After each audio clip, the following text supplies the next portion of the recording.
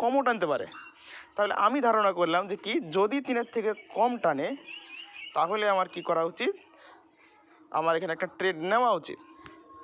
তাহলে আমি যেহেতু আগের বার 10 সেন্ট আর পরের বার 20 সেন্ট, মানে টোটালি আমি কিন্তু 30 সেন্ট লস করেছি।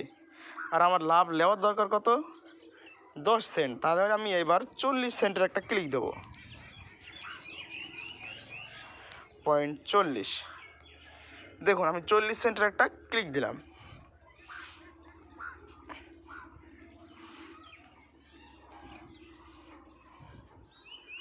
দেখুন আমি বলছিলাম যে এখানে কী হতে পারে, যে গ্রিন সে একটা কমাইতেও পারে, অথবা কি করতে পারে, রেড এখানে কিন্তু একটা কমাই দিছে।